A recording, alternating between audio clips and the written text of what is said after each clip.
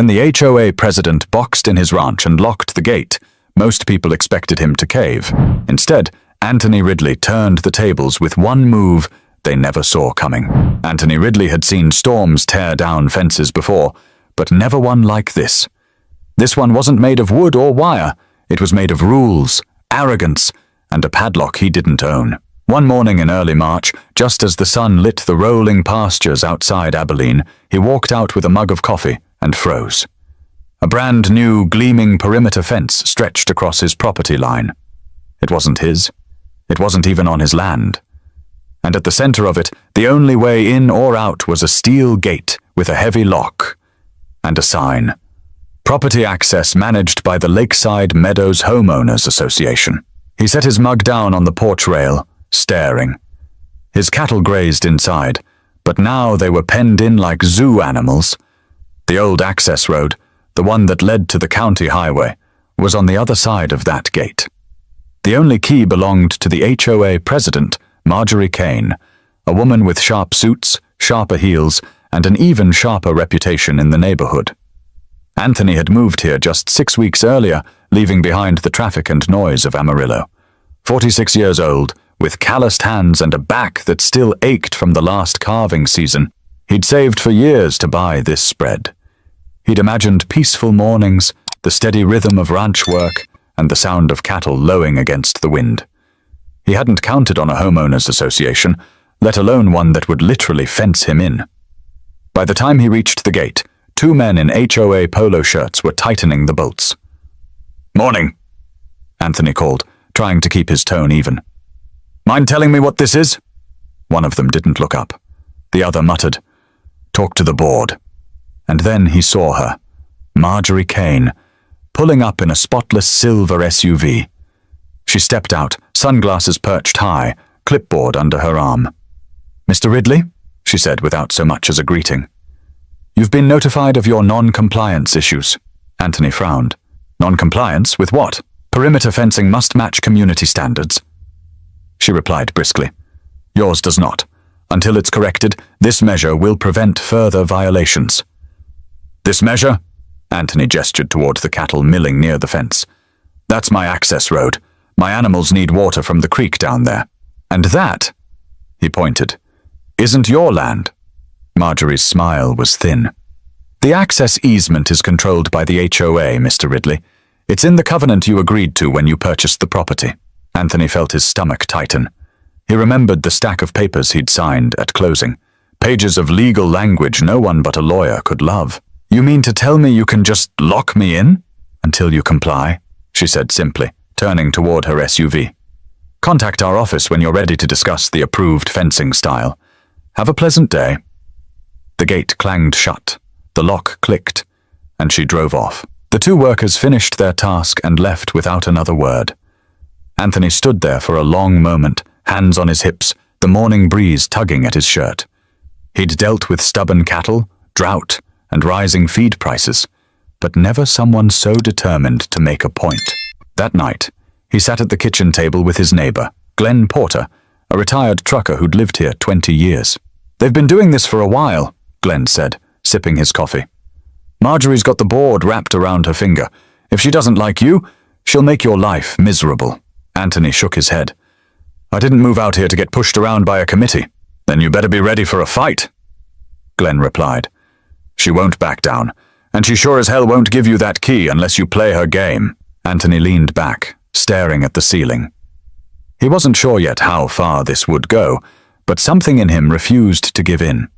The land wasn't just dirt and grass. It was his dream, his work, and his future.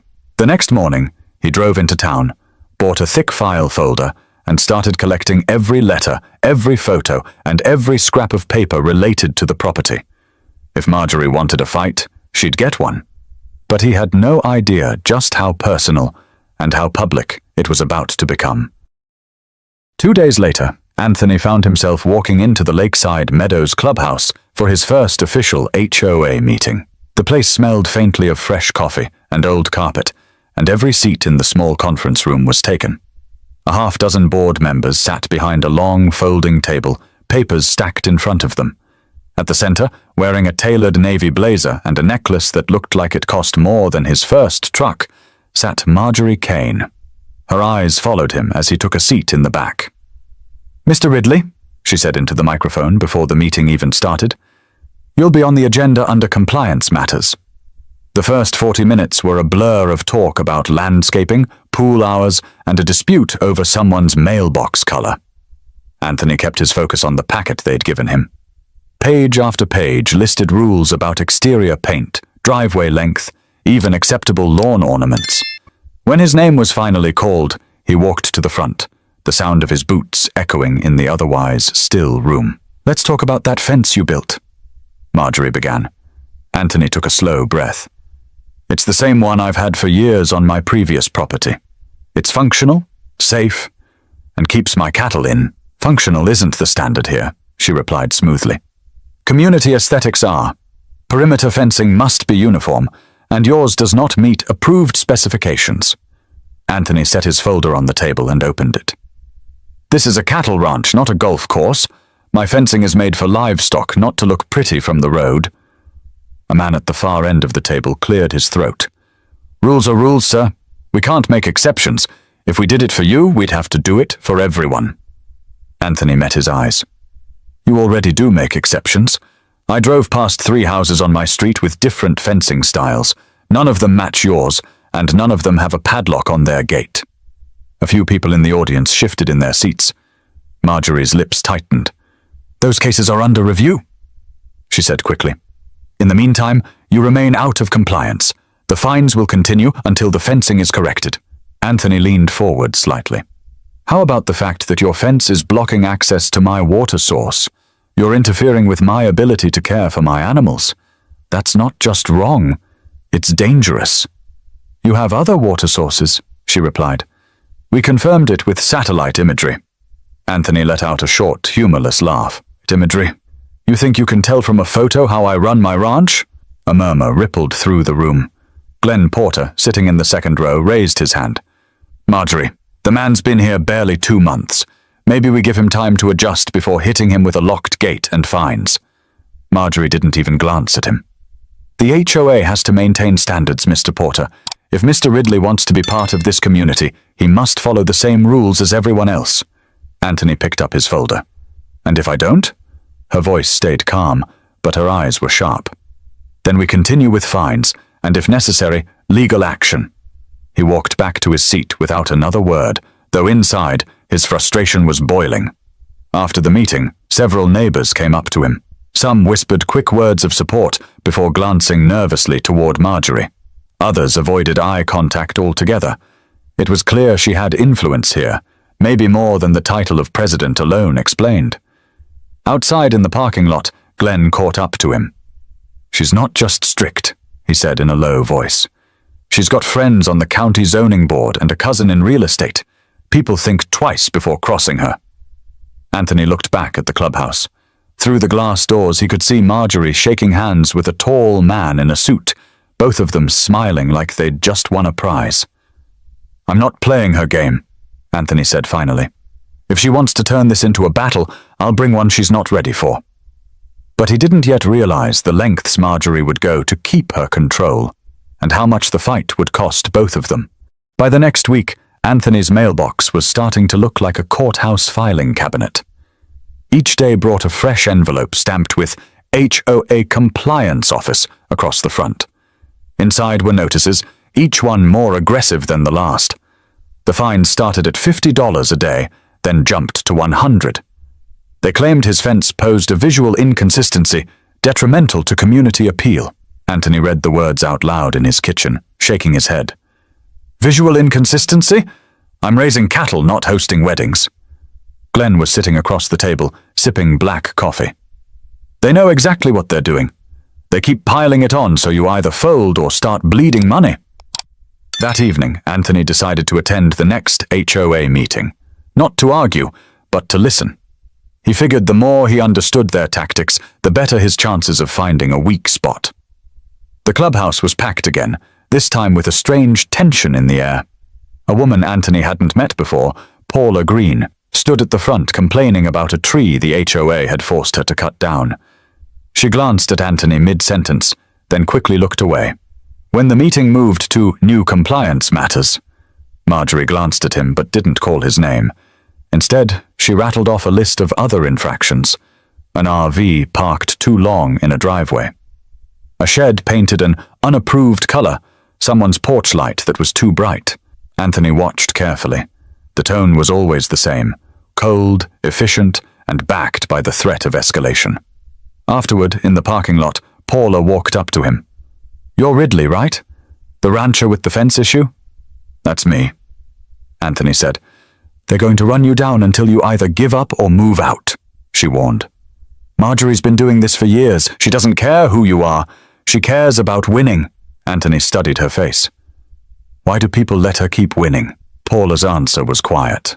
"Because most folks don't want trouble, and Marjorie knows how to make trouble feel expensive." The conversation stayed with him.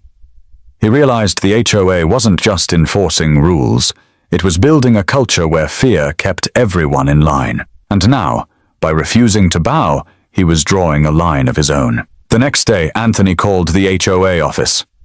"I'm requesting mediation," he told the woman who answered. "I want to sit down with the board and work out a compromise." When the mediation day came, he walked into the room with photographs of his cattle, maps of the property, and documentation of every conversation so far. Marjorie sat across the table, flipping through a thin binder as if she already knew the outcome. "Mr. Ridley," the mediator began, "the HOA is willing to waive some of the fines if you agree to replace your fence within 60 days. Anthony shook his head. "That's not a compromise. That's just your original demand with a discount," Marjorie interjected. "We're being generous here, Mr. Ridley. Most people don't get this kind of consideration." Anthony leaned forward. "Most people don't have their animals trapped behind a locked gate either. This isn't just about a fence, it's about my livelihood, and you're standing in the way of it." The mediator shifted uncomfortably. "Let's focus on the practical options." "The practical option," Anthony cut in, "is you give me back access to my own road and stop pretending you're doing me a favor." Marjorie's smile didn't reach her eyes. "We'll be in touch," she said, standing to leave. The meeting ended without resolution. That night, Anthony sat on his porch long after the sun had gone down, listening to the distant calls of his cattle. The line had been drawn, and neither side was going to cross it willingly. But he didn't know yet that the fight was about to shift from quiet paperwork to something far more public and far more dangerous. The real breaking point came on a windy Thursday morning. Anthony had been up since dawn, fixing a trough pump near the north pasture. As he walked toward the creek, he noticed his cattle clustered near the new perimeter fence, restless and pacing. He followed their gaze and saw the problem. The creek was now completely inaccessible. The new fencing didn't just block the road, it cut off the only reliable water source on that side of the property. He dropped his gloves on the ground and climbed over the fence, his boots thudding against the packed dirt on the other side. The locked gate stood like a challenge in front of him, the thick steel shackle gleaming in the morning light. He rattled it hard, the sound echoing across the pasture. No movement, no one to answer. By mid-morning, he was on the phone with the HOA office again. "I need access to that creek immediately," he told the receptionist. "My cattle can't be cut off from water. This is basic animal welfare." Her tone was clipped. "Mr. Ridley, the HOA has confirmed there are other water points on your property." "Those tanks are for backup," he snapped. "If we hit a heat wave, they won't last a week. Do you want to be responsible for dead cattle?" "I can forward your concern to the board," she replied, clearly uninterested. "But I can't authorize access." That afternoon, Anthony drove straight to Marjorie's house. Her place was immaculate, freshly painted siding, trimmed hedges, not a leaf out of place. She opened the door wearing a pale blue blouse, her expression polite but guarded. "This isn't about fines anymore," Anthony said, keeping his voice steady. "It's about my animals. You're cutting them off from water." Marjorie's reply was smooth, almost rehearsed. "Mr. Ridley, the HOA operates under a uniform standard. If we make exceptions, it undermines the integrity of the community." "The integrity of the community?" His voice rose. "You're talking about a fence? I'm talking about living creatures depending on me to keep them alive. Her expression didn't change. The rules are the rules. Anthony took a step back, clenching his fists to keep from saying something he'd regret. This isn't over, Marjorie. As he walked away, he caught a glimpse of movement behind her curtains, neighbors peeking out, watching. The fight was no longer just between him and the HOA president. It was a spectacle. 2 days later, the first signs of stress appeared in his herd. A few cattle stood near the fence, bellowing toward the creek. Anthony brought in extra water tanks, but the process of hauling and refilling them was exhausting and expensive. Glenn came over to help one afternoon, leaning against the truck as they unloaded another tank. She's playing hardball, Glenn said, trying to wear you down until you give in. She's not getting what she wants. Anthony replied, pulling a wrench from the toolbox. I'll keep hauling water if I have to, but I'm not rebuilding that fence just to match her idea of aesthetics. Still, the stress was building. By the end of the week, Anthony was running on little sleep, juggling ranch work with constant letters and notices from the HOA. One envelope included a photo. Someone had taken it from the road, showing one of his water tanks slightly tilted. The letter claimed it was a safety hazard and demanded its removal. That's harassment, Glenn said after reading it. That's Marjorie, Anthony replied. And then one morning, the situation shifted. A for sale sign appeared on the small half-acre lot that contained the locked gate. The land was technically separate from both his ranch and the HOA's main holdings. Anthony stood there staring at the sign, the gears in his mind turning fast. If he owned that strip of land, he'd own the gate, and if he owned the gate, the lock would be his. But he knew if Marjorie caught wind of his plan, she'd find a way to stop it. So whatever he did next would have to be fast and quiet. Anthony didn't rush straight to the real estate office. He knew better than to charge in without understanding the full picture. That afternoon, he drove into Abilene and sat down with Tom Baird, a local attorney whose office smelled faintly of old paper and fresh coffee. Tom had the kind of handshake that told you he'd been in business a long time. Anthony spread out the letters, photos, and the latest HOA notices on Tom's desk. I want to know if what they're doing is even legal, and if I buy the land with that gate on it, does it give me full control? Tom adjusted his glasses, scanning the documents. They're operating inside the bounds of the covenants you signed when you bought the property, he said slowly. That's the bad news. Those rules were baked into the purchase agreement, and they give the HOA more control than most folks realize. And the good news? Anthony asked. Tom tapped the photo of the for sale sign. If that parcel really is separate from HOA ownership, and it's got the only gate access to your property, then yes, you'd have every legal right to control it. But you'll need to verify that before making a move, and you'll need to make the purchase in a way that doesn't trigger alarm bells at the HOA office. Anthony nodded. Meaning Marjorie can't know it's me? Exactly, Tom said. If she catches wind, she could push the seller to accept a competing offer or find a way to rezone before the sale closes. You need to keep your name out of it entirely. For the next few days, Anthony kept up his normal routine as if nothing had changed. He fed the cattle, hauled water, waved at neighbors. But at night, he sat at his kitchen table drafting a plan. He contacted an old friend from college, Brett Lawson, who ran a property management company 2 counties over. Brett agreed to set up an LLC under his company's umbrella, giving Anthony total privacy in the transaction. One evening, Glenn stopped by and found Anthony studying a county plat map. "You're cooking something up," Glenn said with a grin. Anthony didn't deny it. "If I told you, I'd have to make you swear it stays between us." Glenn raised a hand. "My lips are sealed." Anthony explained the plan in low tones. By the time he finished, Glenn was grinning even wider. "That's bold," he said, "and I like it." Meanwhile, Marjorie seemed to sense something was shifting. She started showing up near the fence more often, sometimes with 2 other board members in tow. They'd stand by the gate, talking quietly, glancing in Anthony's direction. One afternoon, as he was repairing a post near the main pasture, she walked over with her usual clipboard. "Mr. Ridley," she said, "we've scheduled another compliance inspection for next week."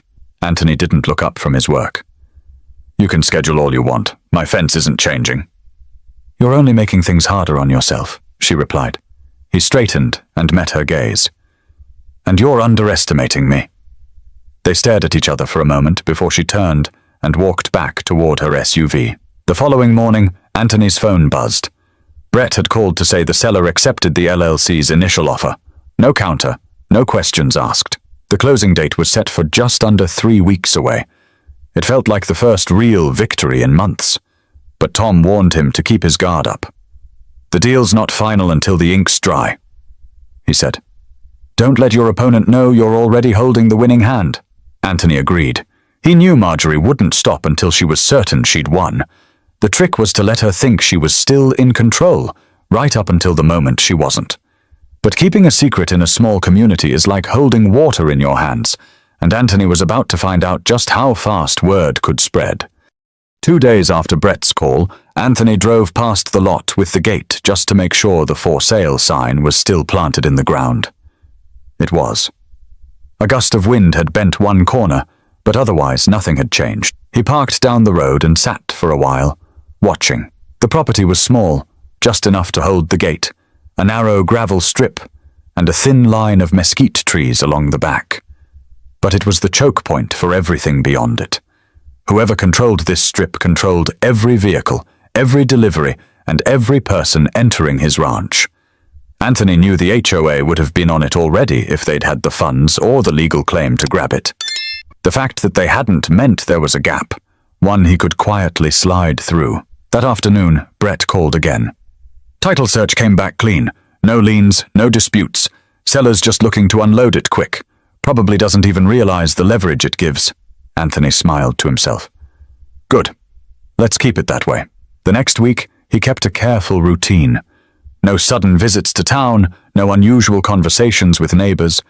If anyone asked about the fence situation, he just shrugged and said, "We'll see how it plays out." Inside, though, his mind was already running through what it would feel like to slide his own key into that padlock and turn it. One evening, Glenn came over with a cooler of beer and leaned against the porch railing. "You've been awfully quiet lately," he said. "That's either good news or you're planning something dangerous." Anthony handed him a beer. "Let's just say I'm lining things up so I don't have to ask for permission anymore." Glenn grinned. "Now that sounds like the Anthony I know." The hardest part was resisting the urge to tip his hand when he saw Marjorie. Twice that week, she drove past while Anthony was out by the road. She gave her usual curt wave, more of a motion than a greeting, and he kept his face unreadable. But inside the HOA office,